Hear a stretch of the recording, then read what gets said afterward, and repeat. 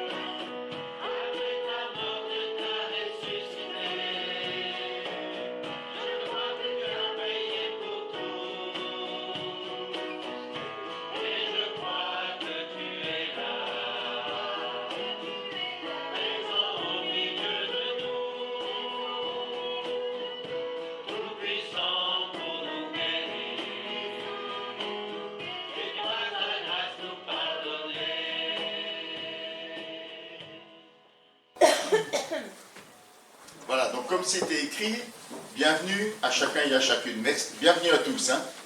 La salle est un peu bizarre ce matin, il y a des gros trous, il y a un peu devant et tout derrière, hein, ça fait un peu bizarre. En tout cas, le Seigneur est présent au milieu de nous, tout puissant pour nous guérir. Et par sa grâce, nous pardonner. Moi j'aime ce chant qui nous parle de guérison et de pardon de la part de notre Sauveur. Alors c'est un culte de reconnaissance, d'adoration que nous voulons lui apporter ce matin. À cause de sa grâce, à cause de sa bonté, à cause de sa bienveillance, à cause de sa compassion en notre faveur. Offrons au Seigneur notre reconnaissance. C'est pour cela que nous sommes venus ce matin. Est-ce que ce chant est assez connu? Oui? Denis me fait. Ah ben chantons-le. Offrons au Seigneur reconnaissance parce que son amour dure à jamais. Son amour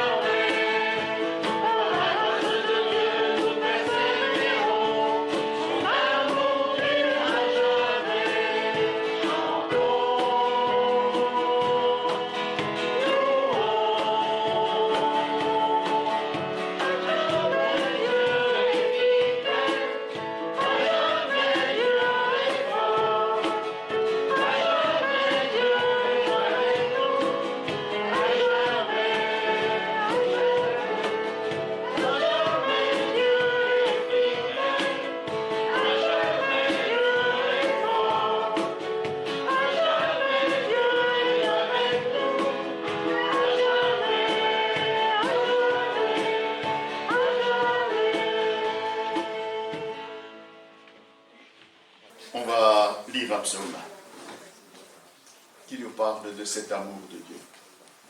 Psaume 145.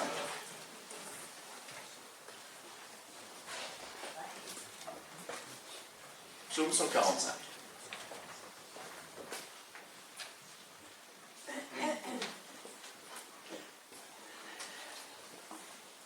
Il nous est dit que c'est un psaume de David, et très sobrement c'est dit louange. Donc, c'est un psaume tout indiqué pour un culte, n'est-ce pas? Je t'exalterai, mon Dieu, mon roi, et je bénirai ton nom à toujours et à perpétuité. Chaque jour, je te bénirai, et je louerai ton nom à toujours et à perpétuité. L'Éternel est grand et très digne de louange, sa grandeur est insondable. Que chaque jour, que chaque génération glorifie tes œuvres, qu'elle raconte tes exploits, la magnificence éclatante de ta gloire. Je méditerai le récit de tes merveilles. On parlera de ta force redoutable et je redirai ta grandeur. On évoquera le souvenir de ton immense bonté et l'on acclamera ta justice. L'Éternel fait grâce, il est compatissant, il est lent à la colère et rempli de bienveillance. L'Éternel est bon envers tous et ses compassions s'étendent sur toutes ses œuvres.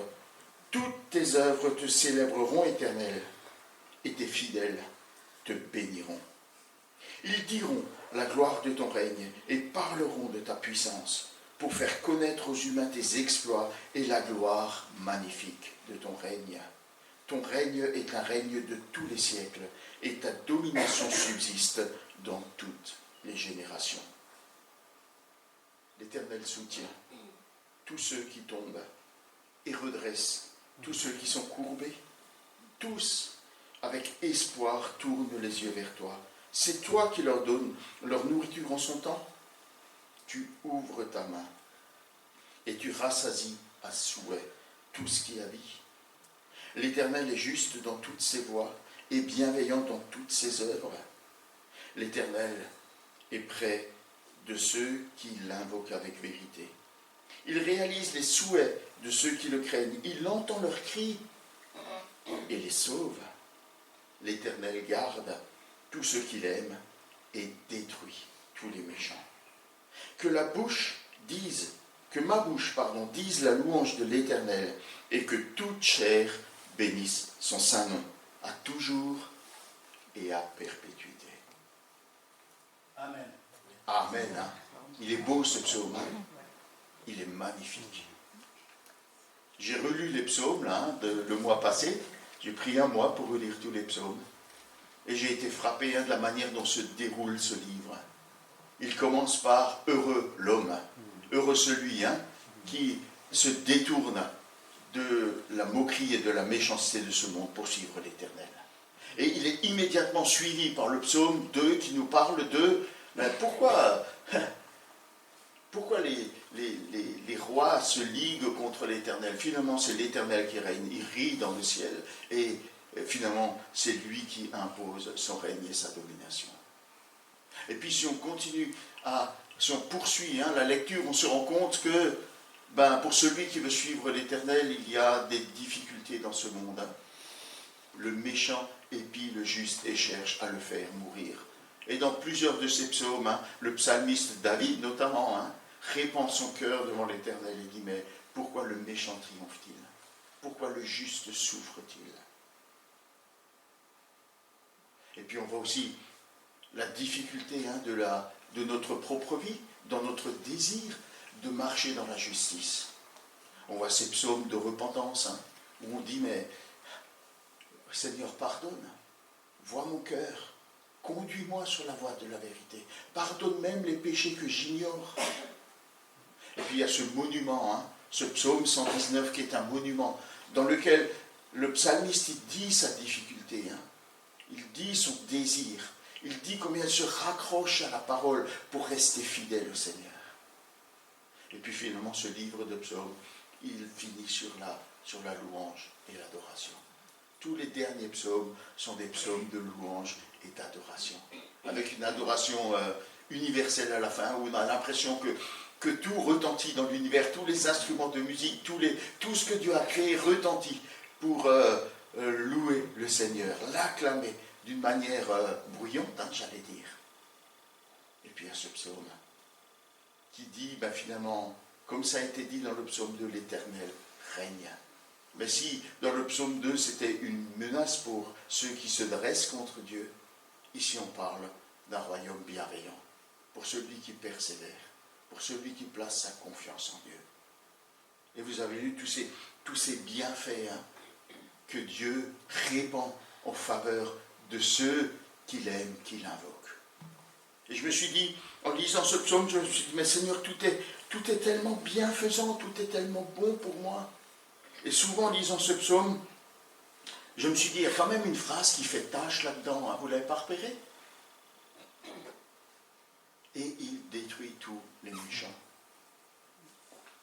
Tout parle tellement de l'amour, de la bonté, de la bienveillance, du pardon, de la providence, de la compassion de Dieu, sauf cette phrase, hein, et il détruit tous les méchants. Et en méditant en cela, je me suis dit, mais ça aussi, c'est une preuve de bienveillance de l'Éternel. Tous ceux qui se moquent de Dieu, tous ceux qui se rebellent contre lui, tous ceux qui font mal, ceux dont le psalmiste disait, le méchant épie le juste et il cherche à le faire mourir, Dieu nous en délivrera. Tous ces bienfaits sont pour nous ce matin. Tous ces bienfaits nous parlent. Tout ce psaume nous parle de la beauté, de la magnificence, du règne, de la bienveillance. C'est vers lui que nous voulons nous tourner ce matin. C'est lui que nous voulons célébrer. Alors je vous propose de le faire par 2 chants qu'on va chanter à notre Dieu et ensuite bénis Dieu, ô mon âme, et on aura un temps où chacun pourra dans ce psaume. Qu'est-ce qui te touche dans ce psaume? Par quoi le Seigneur t'a touché particulièrement? Ce psaume nous invite que toute chair bénisse son saint nom. Ça veut dire que chacun et chacune que Dieu a créé bénisse Dieu pour le bienfait qu'il a trouvé en lui. Chantons ensemble ces 2 chants et ensuite nous pourrons nous exprimer chacun et chacune. Peut-être par une courte phrase, mais n'hésitons pas à bénir Dieu. C'est notre Dieu, 951.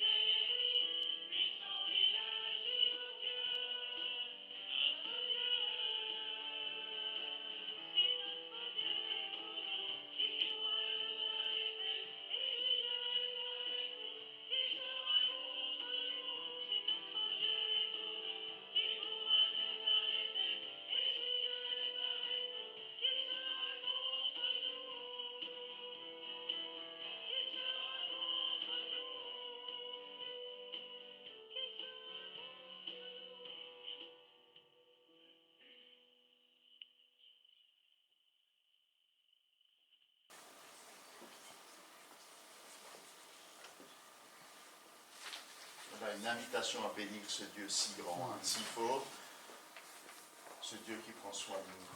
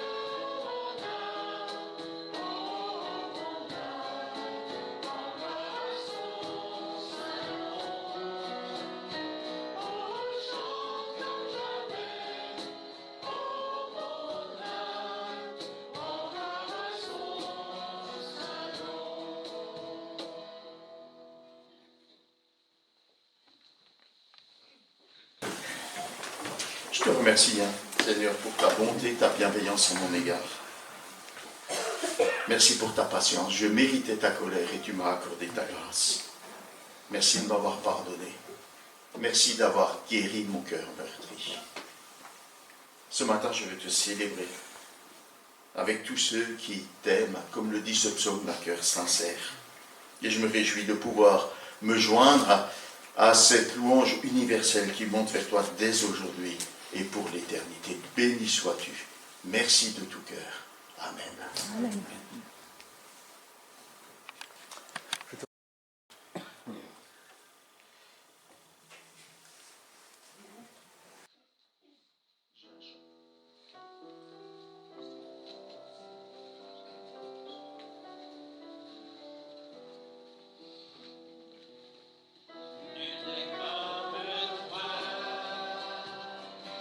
Puissant éternel, nous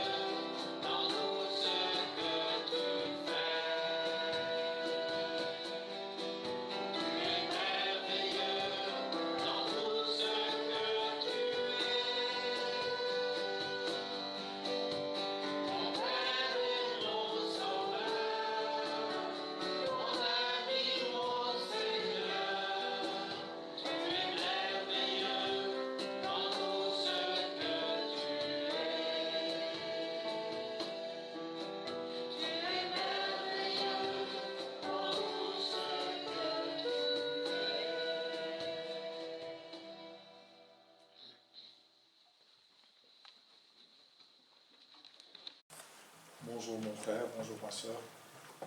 C'est une joie de se retrouver, n'est-ce pas? Et la croix a tout changé dans notre vie, n'est-ce pas? Et avant d'aller plus loin, je propose qu'on chante ce cantique. Merci pour la croix. Parce qu'à partir de la croix, vraiment, nous sommes en ordre avec Dieu. Et nos vies ont été transformées.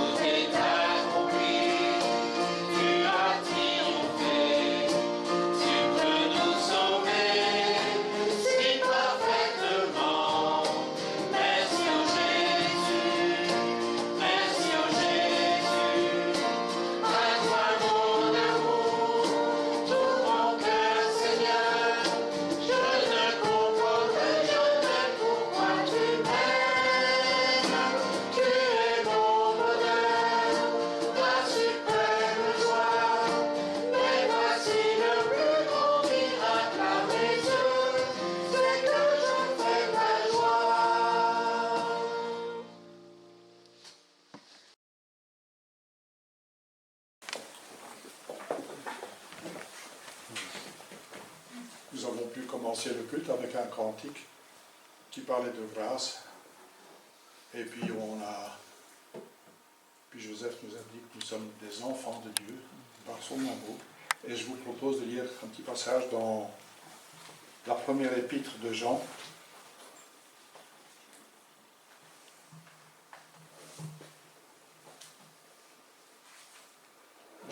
Première épître de Jean, chapitre 4.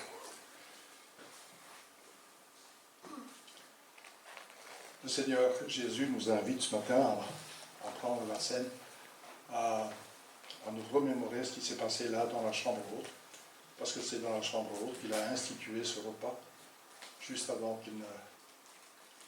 qu'il n'aille au jardin de Gethsémani ensuite, et puis qu'il soit arrêté, jugé, cloué sur une croix. Et c'est agréable de pouvoir prendre ce repas. C'est lui qui souhaite qu'on soit là ce matin. Et tout est basé sur la croix et ce qui s'est accompli là. Tous nos péchés sont pardonnés.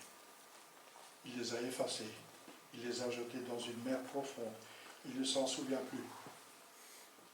Cette semaine encore, j'ai rencontré vous allez dire, c'est toujours les mêmes histoires qu'il raconte. Mais j'ai retrouvé un oncle que je n'ai plus vu depuis 50 ans, plus de 50 ans.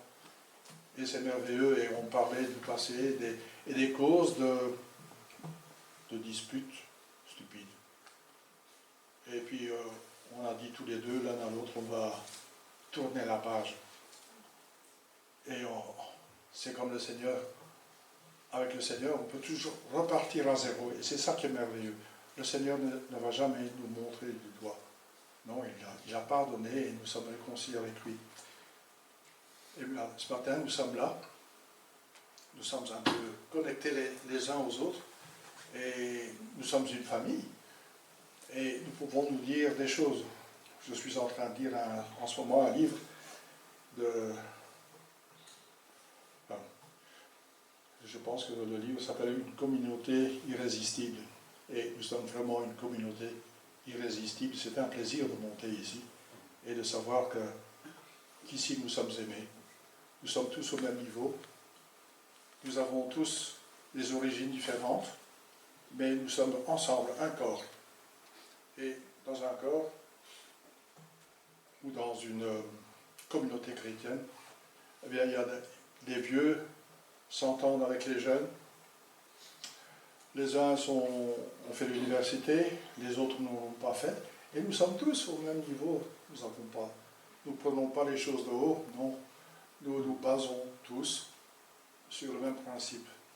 C'est une question de cœur. Nous avions une conscience lourde au départ, grâce au Seigneur Jésus qui est entré dans notre vie. Nous sommes transformés lentement à son image, et nous nous aimons les uns les autres. Nous avons tous le même point de départ. Nous sommes lavés grâce au sang de Jésus. Nous avons été baptisés et nous sommes devenus des enfants de Dieu. Comment? On a décidé de ne plus être comme avant. Nous nous sommes repentis et nous voulons nous lancer dans une nouvelle vie. Nous sommes des créatures nouvelles. Et ici, on parle beaucoup d'amour. Et c'est ce que je veux encore vous lire ce matin. Joseph a commencé à ce sujet. Je le remercie. Voilà. Premier épître de Jean, 4e chapitre, à partir du verset 7. Mes bien-aimés, aimons-nous les uns les autres, car l'amour est de Dieu. Et quiconque aime est né de Dieu et connaît Dieu. Celui qui n'aime pas n'a pas connu Dieu. Car Dieu est amour. L'amour de Dieu a été manifesté envers nous en ce que Dieu a envoyé son Fils unique dans le monde afin que nous vivions par lui. Et cet amour consiste non point en ce que nous avons aimé Dieu, mais en ce qu'il nous a aimés et envoyé son Fils comme victime expiatoire pour nos péchés. Bien-aimés, si Dieu nous a ainsi aimés, nous devons aussi nous aimer les uns les autres. Personne n'a jamais vu Dieu. Si nous nous aimons les uns les autres, Dieu demeure en nous et son amour est parfait en nous. Nous connaissons que nous demeurons en lui et qu'il demeure en nous parce qu'il nous a donné son esprit. Et nous avons vu et nous attestons que le Père a envoyé le Fils comme sauveur du monde. Celui qui déclarera publiquement que Jésus est le Fils de Dieu, Dieu demeure en lui et lui en Dieu. Et nous avons connu l'amour que Dieu a pour nous et nous y avons cru. Dieu est amour et celui qui demeure dans l'amour demeure en Dieu et Dieu demeure en lui. Tel nous sommes aussi dans ce monde. C'est en cela que l'amour est parfait en nous, afin que nous ayons de l'assurance au jour du jugement. La crainte n'est pas dans l'amour, mais l'amour parfait bannit la crainte, et la crainte suppose un châtiment, et celui qui craint n'est pas parfait dans l'amour. Pour nous, nous l'aimons. Pour nous l'aimons parce qu'il nous a aimés le premier. Si quelqu'un dit « j'aime Dieu » et qu'il haïsse son frère, c'est un menteur. Car celui qui n'aime pas son frère ou sa sœur qu'il voit, comment peut-il aimer Dieu qu'il ne voit pas? Et nous avons de lui ce commandement, que celui qui aime Dieu aime aussi son frère. Et ce matin, nous voulons nous regarder droit dans les yeux, face à face, et dire à mon frère et à ma sœur, je t'aime, je t'aime. Nous avons le même Sauveur. Et l'éternité nous appartient. Nous serons toujours réunis autour de notre Sauveur. Voilà. Jusque-là. quelque sorte, mais nous sommes du côté de ton cœur, et c'est ça qui est merveilleux, de pouvoir dire à toi, Père, merci pour ta compassion, merci pour ta miséricorde, merci d'être là, merci du fait que nous pouvons te regarder. Certes pas encore maintenant, comme Moïse, nous devons encore nous cacher, nous ne voyons pas encore ta gloire, mais nous avons déjà une image de ton bien-aimé, Jésus. Merci pour ton esprit qui nous remplit, qui nous garde. Seigneur, que nous puissions être attentifs au message qu'Alex va nous transmettre ce matin. Tu as certainement des choses à nous dire, certainement l'un ou l'autre point à régler dans nos vies. Nous te remercions, Seigneur, pour le prophète Daniel. Nous te remercions pour les leçons que nous pouvons tirer de son livre. Oui, Seigneur, aide-nous à être forts dans la foi et de ne renoncer, et de ne jamais renoncer à la vérité. À toi la gloire, Seigneur. Amen. Au nom de Jésus. Amen.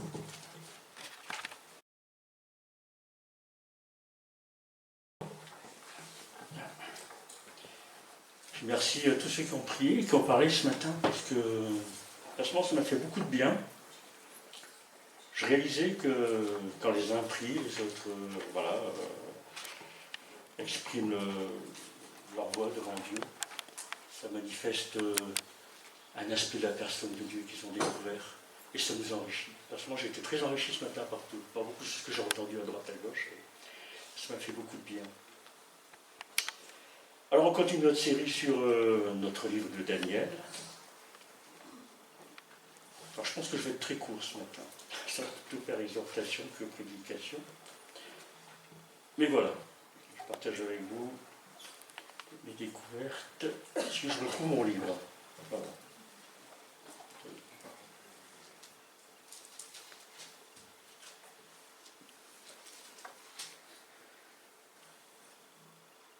Alors en filigrane, je pourrais dire que, si vous vous souvenez de tout ce qu'a dit Marc ce matin en parlant des psaumes, ça m'a fait beaucoup penser du contexte un peu de Daniel, dans lequel il était.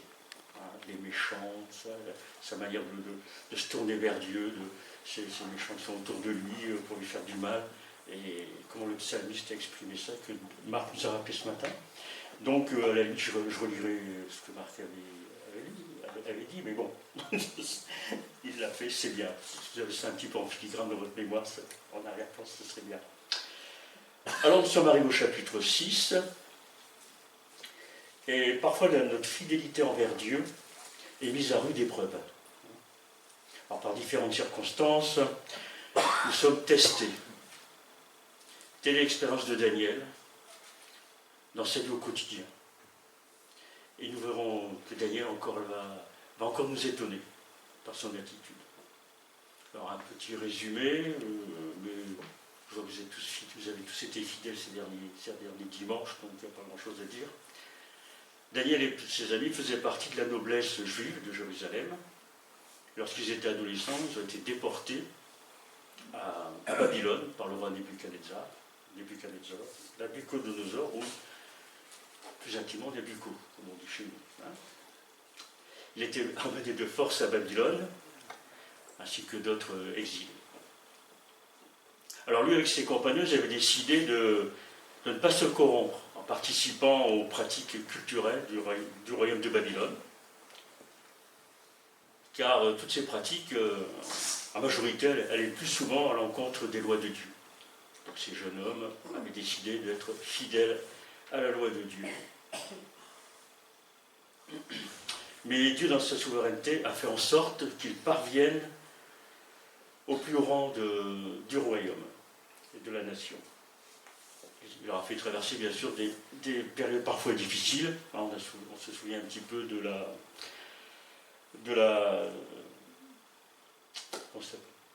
on voulait les mettre dans le feu, là. Voilà.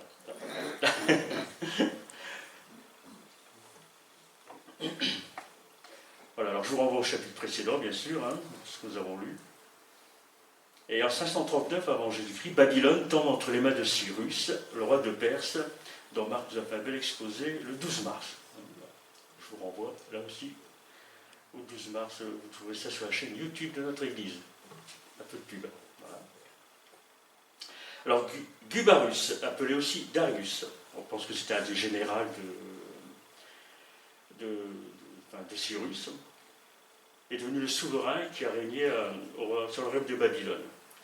Donc à partir de l'âge de 62 ans, et à cette époque, au début de notre texte, Daniel avait 80 ans. Donc il était plutôt jeune, le brave frère.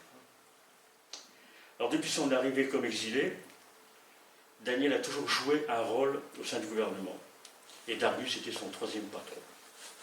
Alors on va lire les 18 premiers versets du chapitre 6 de Daniel.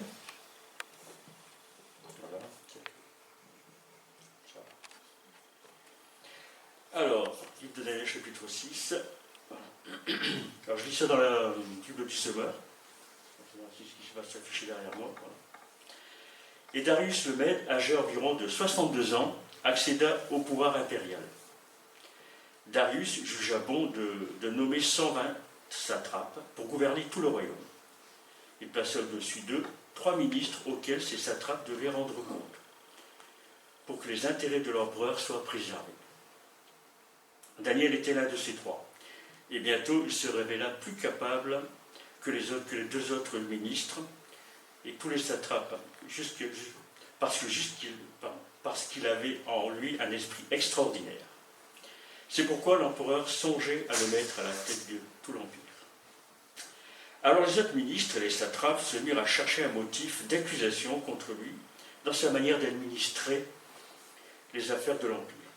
Mais ils ne purent découvrir aucun motif d'accusation, ni aucune faute, car il était fidèle, de sorte qu'on ne pouvait trouver en lui ni négligence, ni aucune faute. Ces hommes-là conclurent donc, nous ne trouvons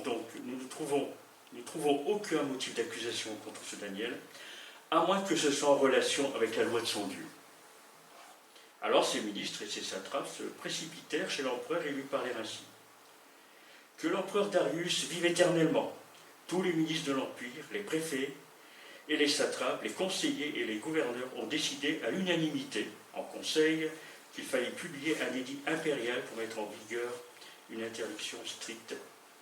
Selon cet édit, quiconque pendant les 30 jours qui suivent adresseront une prière à quelque dieu ou quelques hommes que ce soit, si ce n'est à toi, Majesté, sera jeté dans la fosse au lion.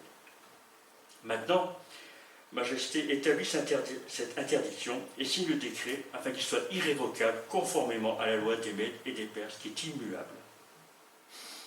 Là-dessus, l'empereur Darius signa le décret portant l'interdiction. Quand Daniel apprit que ce décret avait été signé, il entra dans sa maison. Les fenêtres de sa chambre haute étaient ouvertes en direction de Jérusalem. 3 fois par jour, il se mettait à genoux pour prier et louer son Dieu. Il continuait à le faire comme avant. Alors ces hommes firent irruption chez lui et le surprirent en train d'invoquer et d'implorer son Dieu. Aussitôt, ils se rendirent chez l'empereur pour lui parler de l'interdiction impériale. « N'as-tu pas signé un décret d'interdiction » dirent-ils, stipulant que quiconque adressera dans les 30 jours une prière à quelque dieu ou homme, que ce soit, si ce n'est à toi, Majesté, sera jeté dans la fosse au lion. L'empereur répondit, « Il en est bien ainsi, conformément à la loi des Mèdes et des Perses qui est immuable. » Eh bien, reprirent-ils, Daniel, l'un des déportés de Juda, ne t'a pas obéi, Majesté, car il n'a pas respecté l'interdiction que tu as signée. 3 fois par jour, il fait sa prière. Lorsque l'empereur entendit ces paroles, il fut vivement peiné et décida de délivrer Daniel jusqu'au coucher du soleil. Il chercha à le sauver. Mais ces hommes se rendirent ensemble chez l'empereur et lui dirent « Sache, Majesté, que la loi des Mèdes et des Perses veut que toute interdiction et tout décret promulgué par l'empereur soit irrévocable. » Alors l'empereur ordonna d'emmener Daniel et de le jeter dans la fosse au lion. Il s'adressa à Daniel et lui dit « Puisse ton Dieu que tu sers avec tant de persévérance te délivrer lui-même. » On apporta une pierre et on la mit devant l'entrée de la fosse. Voilà. L'empereur il apposa son sceau avec son anneau et ceux des hauts dignitaires, afin que rien ne puisse être changé aux dispositions prises à l'égard de Daniel. Voilà, la lecture va s'arrêter là. Alors Daniel, c'est l'homme à éliminer, l'homme à abattre. Alors en manigance un complot à son encontre. Alors parce que Darius, le premier souverain du Nouvel Empire, avait divisé le royaume en 120 provinces, appelées des satrapies. Sur chacune de ces provinces se trouvait donc un gouverneur, comme on l'a lu, ou satrape, qui veut dire aussi protecteur de province. Et sur tous les gouverneurs étaient placés 3 hauts fonctionnaires, dont Daniel était le chef. Sans doute que sa promotion était due au fait que Darius avait probablement entendu parler des prédictions de Daniel, aussi peut-être comment une main était apparue sur le mur, ce qu'on nous a rappelé quelques semaines, pendant un banquet que le roi Belshazzar avait donné à ses convives, comment Daniel avait interprété les mots que sa main avait inscrits sur le mur.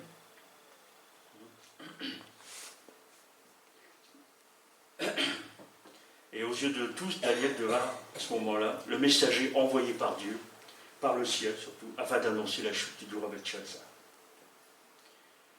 Il est évident que pour eux, Daniel était un homme peu commun.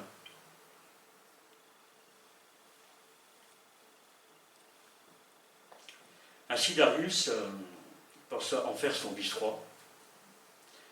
À l'époque, on appelait ça un khedive. Et Daniel aurait eu la pleine autorité sur les différents services de l'État. Alors, dès que les autres gouverneurs sont au courant, ils préparent un plan machiavélique pour éliminer Daniel.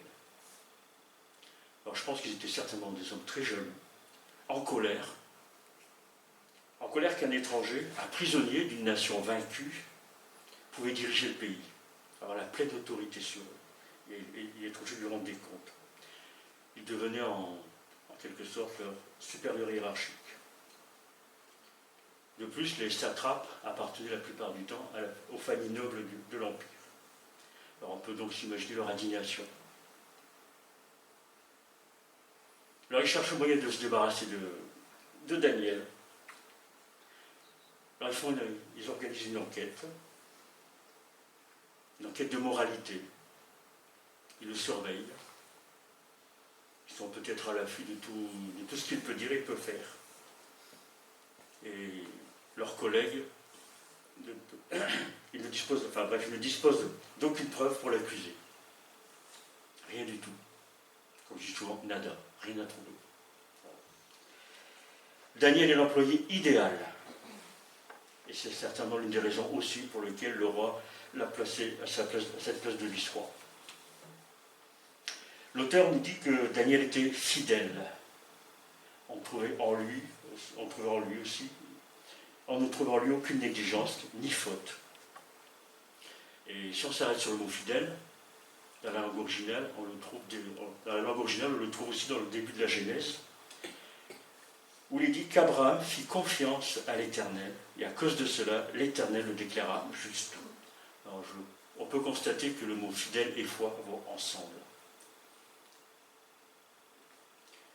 Nous nous rappelons qu'Abraham donc, a été déclaré fidèle par l'Éternel Dieu, par Yahweh.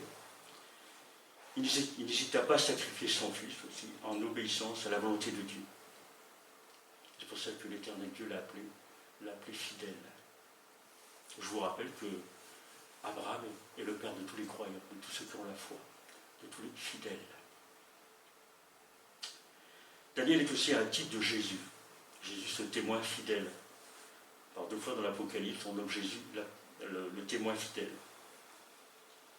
Daniel a une vie cohérente. Sa foi exprimait un mode de vie directement relié à ses convictions. Comme le Seigneur Jésus d'ailleurs.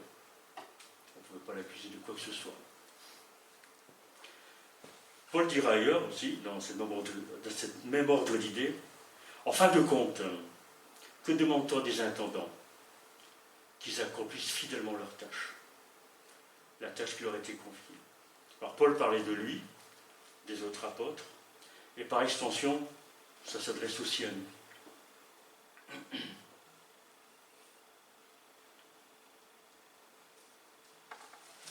Cela s'adresse donc à tous les fidèles, c'est-à-dire ceux qui ont la même foi que les apôtres.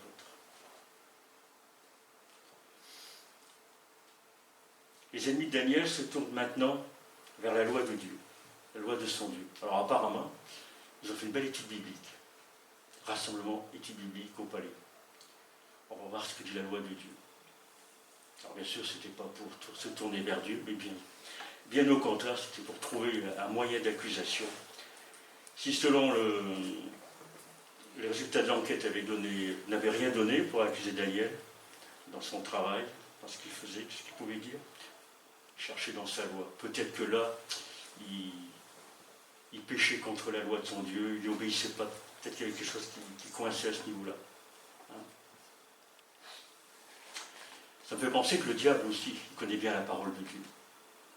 Et quand Jésus a été tenté au désert, le diable était présent et il a fermé la porte. Il essayait de coincer le Seigneur Jésus avec la parole. Mais bon, il était tombé sur son maître.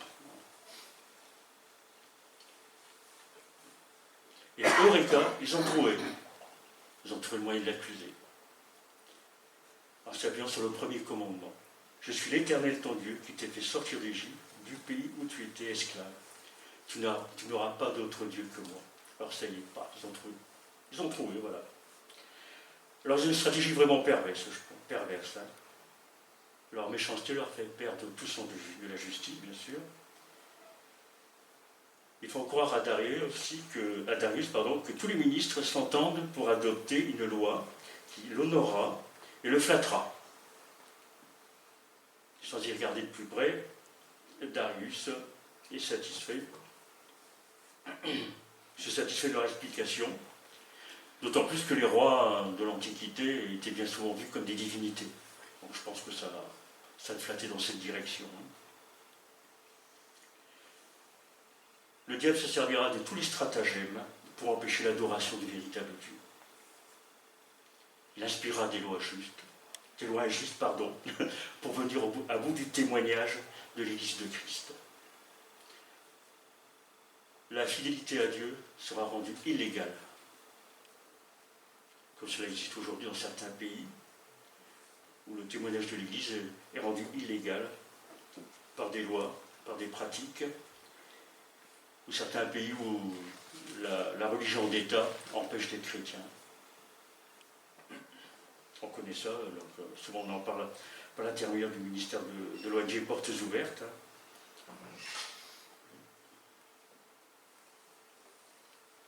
Donc l'adoration envers le véritable Dieu devient illégale. Dans certains pays, on peut être condamné à mort, on peut aller jusqu'à la condamnation à mort, bien sûr.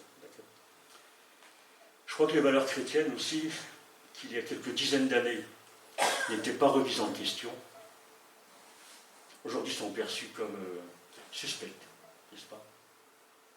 Les nouvelles lois qui passent, la télé, voilà. Et affirmer ces valeurs chrétiennes dans certains endroits, c'est passé comme des gens un peu enténébrés ou des braves ringards. Voilà. Le roi signe le décret, lequel sera irrévocable. Le piège se ferme. Daniel n'a que deux options. Il se soumet ou il ignore le décret. Et quelques siècles plus tard, l'apôtre Pierre, dans un contexte différent, mais avec les mêmes conséquences, dira « Jugez s'il est juste devant Dieu de vous obéir à Dieu, de vous obéir plutôt qu'à Dieu. » Les autorités religieuses de son époque lui avaient formellement défendu à Pierre et à Jean, de parler et d'enseigner au nom de Jésus. Et même les apôtres, dans une certaine situation, se retrouvaient en prison. Il leur était défendu d'annoncer Jésus-Christ. Et donc là, ils se sont positionnés clairement pour Dieu. Alors les ennemis de Daniel semblent avoir eu gain de cause. Lui, ça ne semble pas le perturber. Daniel n'était pas pris au dépourvu. Mais il était plus fidèle à son style de vie, orienté par sa foi, qu'aux allées et venues et aux intrigues du palais.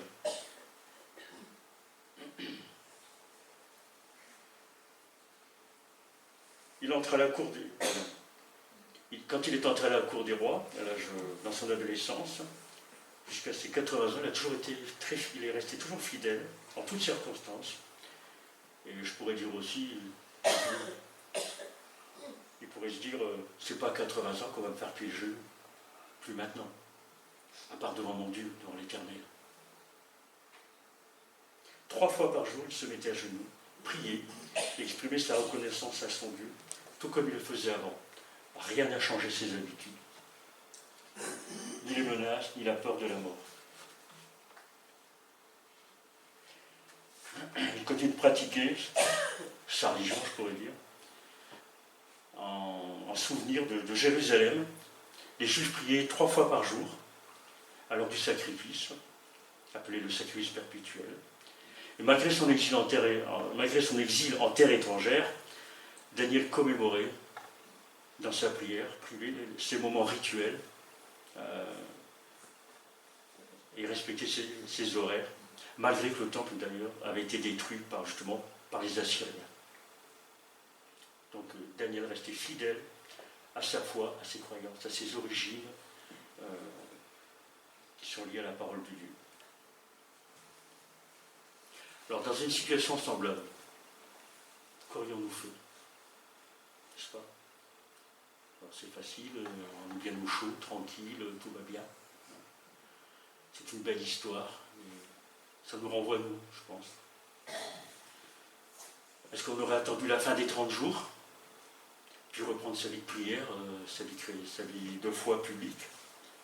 Ou est-ce que pendant ces 30 jours, on aurait prié en cachette, loin des regards des gens, et encore, on ne serait pas mis devant la fenêtre pour que les gens nous voient? Je ne sais pas. J'en sais rien. Je ne sais pas ce que j'aurais fait personnellement. J'en sais rien.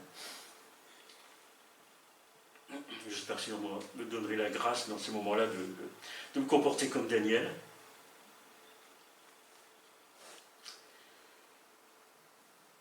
C'est pas si simple de répondre en fait, je pense. Cela nous questionne. Et cela nous renvoie à notre vie de piété. Daniel semblait avoir une vie de prière tout à fait régulière. Il priait 3 fois par jour. Il a continué. Il ne s'est pas laissé démonter. Il se rappelle les promesses de son Dieu en se tournant vers Jérusalem, d'où il avait été arraché 60 ans plus tôt. Et je pense qu'en se tournant vers Jérusalem, il se remémore la prière de Salomon, faite le jour de la dédicace du temple. On voit ça dans 1 Roi, chapitre 8, les versets 38 à 49, je ne dirai pas tout. Voilà ce que disait Salomon. Donc le temple a été bâti par Salomon, un super temple.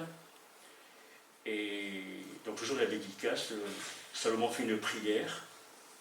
Et voilà ce qu'il dit à un moment, en parlant du peuple juif.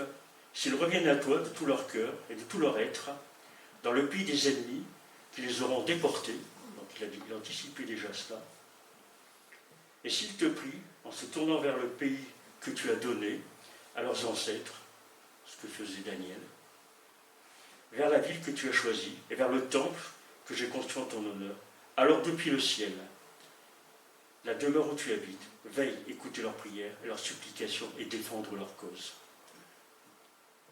Donc quand les satrapes sont rentrés brusquement, ils ont trouvé Daniel en train de prier. Je suppose que Daniel était en train de prier dans ce sens-là. Il a invoqué son Dieu, il supplié son Dieu d'intervenir. Malgré les intrigues, les menaces, il rend grâce à Dieu aussi. Le roi David dira dans un de ses psaumes, « Le jour où je t'ai invoqué, toi, tu m'as répondu et tu m'as donné le courage, tu m'as fortifié. » Le Seigneur Jésus aussi, la veille de sa crucifixion, il fut fortifié par un ange. Voilà ce que nous rapporte l'Évangile de Luc, chapitre 22. Père, si tu voulais éloigner cette coupe de moi, Père, si tu voulais éloigner cette coupe de moi, toutefois que ma volonté ne se fasse pas, mais la tienne. Et un ange du Seigneur, du ciel, lui apparut pour le fortifier. Je pense que Daniel était dans cet état d'esprit. Que ta volonté s'accomplisse, Seigneur. Moi, je continue à t'adorer, je continue à te prier, je continue à te servir. Quoi qu'il en coûte, quelles qu'en soient les conséquences.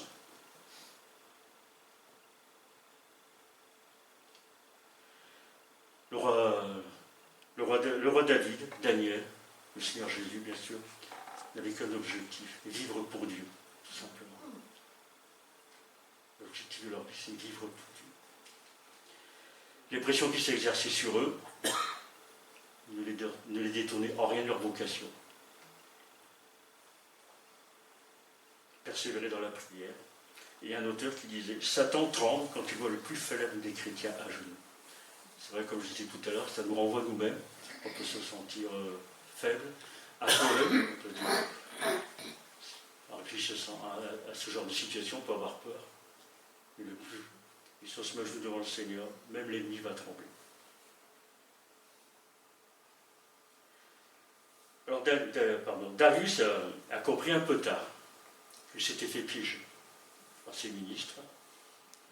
Et son affection pour Daniel ne pouvait pas le sauver. C'était trop tard. Le roi lui-même était soumis aussi à la loi des Perses et des Mèdes. Loi irrévocable. Alors les satrapes, le gouverneur, en invoquant cette loi, empêche même le roi de revenir sur son décret. Tout ce qu'espère Darius, il dit lui-même à Daniel, excusez-moi, c'est qu'il espérait que le Dieu de Daniel le sauvera, ton Dieu que tu sers avec persévérance. J'espère qu'il va te sauver, parce que pour moi, je ne peux plus rien faire. Alors ça me fait penser une chose, c'est que Daniel, par son témoignage, par sa vie droite, honnête, loin des intrigues du palais, fidèle dans ce qu'il était demandé d'accomplir, il avait impacté, terme moderne, il avait impacté la vie de Darius. C'est pour ça que Darius lui dit ça. J'espère que le Dieu que tu sers avec tant de persévérance va te sortir de ça. Daniel est un témoin fidèle. Il vit dans un royaume qui ne connaît pas l'Éternel. Nous vivons dans un royaume qui ne connaît pas l'Éternel. Nous habitons dans un pays qui ne connaît pas l'Éternel. Nous sommes dans la même position que Daniel. Nous sommes des fidèles que Dieu a placés là où il nous a placés. Pour que nous soyons ses témoins. Pour que nous impactons en même temps la vie des Darius. Là où nous sommes. Nous vivons dans un monde éloigné des principes de l'Écriture. Tout est fait pour nier et discréditer l'adoration du véritable Dieu. Avez-vous une émission de variété à la télé où on se dit, on va s'arrêter, on va parler à Dieu, on va annoncer l'évangile, on va faire quelque chose dans ce genre. On voit ça dans des bons vieux films, comme on dit, n'est-ce pas? Enfin, on voit un bon vieux film où on voit un pasteur qui prêche l'évangile un petit peu. Je vous disais tout à l'heure, il y a quelques années, ce qui était interdit est devenu tolérable et même encouragé. Et si on n'est pas d'accord, on est mal vu. Et Daniel est jeté dans la fosse aux lions. Il sera impossible de s'évader. Alors on connaît la suite. Je vous la laisse à la semaine prochaine. C'est Paul qui va nous la raconter, n'est-ce pas? Paul va nous la narrer. Et je terminerai simplement par ce verset un peu ironique des Proverbes. Je trouve ça, ce verset ironique. Beaucoup de gens proclament leur bonté. Mais un homme fidèle, qui le trouvera? Alors je crois que c'est un appel ce matin pour nous. Est-ce que nous pourrons être fidèles? Est-ce que nous serons fidèles? Est-ce que nous voulons être fidèles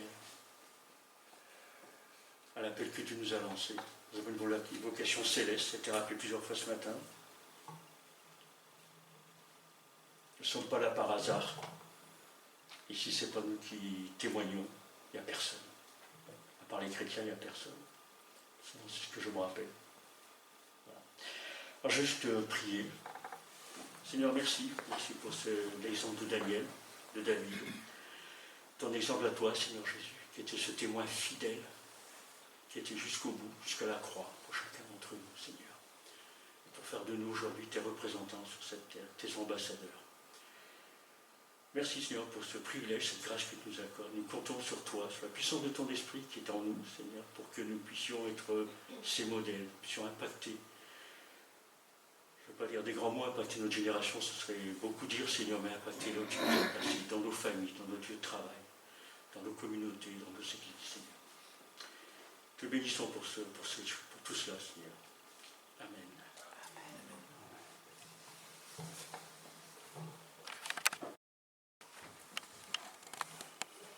Voilà, on arrive vers le terme de ce culte, au moment des annonces.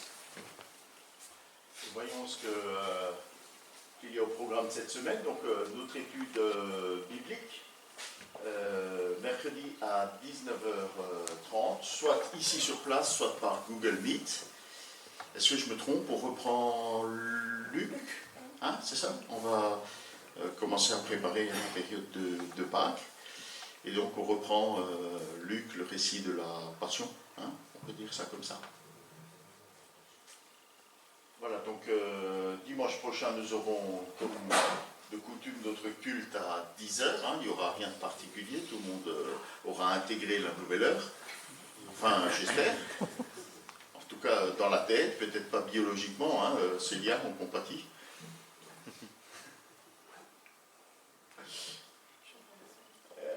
Ce sera aussi le moment de l'Assemblée générale de nos associations. Donc, après le culte, on restera ensemble hein, pour un repas fraternel. Donc, vous connaissez la recette. Hein, maintenant, voilà, on amène viande, salade, pain, fromage, boisson, dessert. Et puis, à partir de 14h, on aura les assemblées, les diverses assemblées générales. Hein. Vous avez eu, je pense, les convocations, les ordres du jour, les procurations, si vous ne pouvez pas être là. Mais moi, je vous encourage à être présent. Hein. Voilà. Et si vous ne pouvez pas, si vraiment c'est impossible, n'oubliez pas de signer une procuration, s'il vous plaît, pour que nous ayons le quorum et que ces assemblées générales puissent se dérouler normalement, qu'on n'ait pas besoin de remettre ça, de remettre les couverts 15 jours plus tard. Voilà.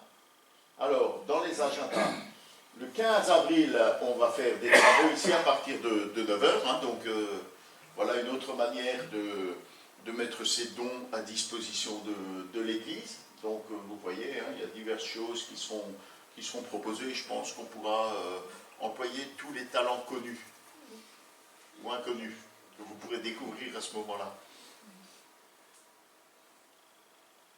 Joyeux anniversaire à Laetitia. Marc W, c'est qui? Connais pas. Non. Marc W. Connais pas. Jamais vu. Voilà, voilà.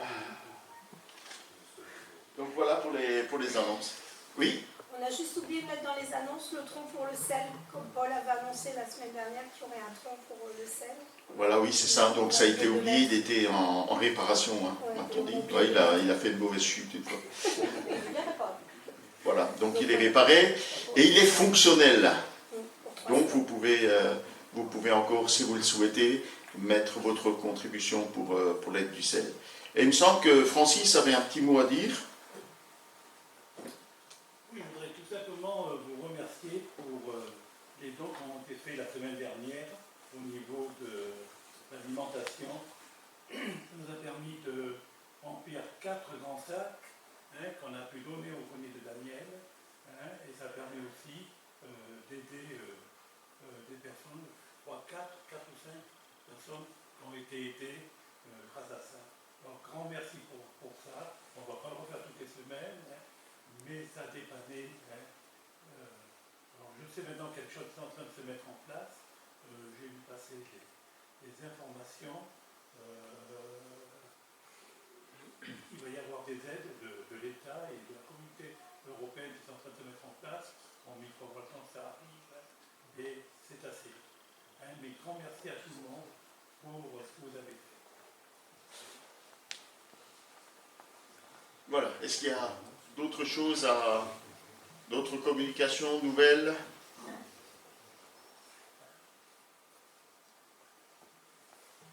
Je souhaitais qu'on finisse sur un chant de proclamation.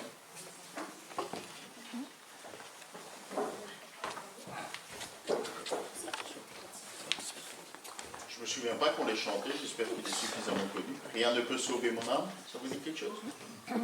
Oui. Voilà, donc je vous propose qu'on finisse le culte sur ce chant de proclamation, d'assurance, de confiance en Dieu.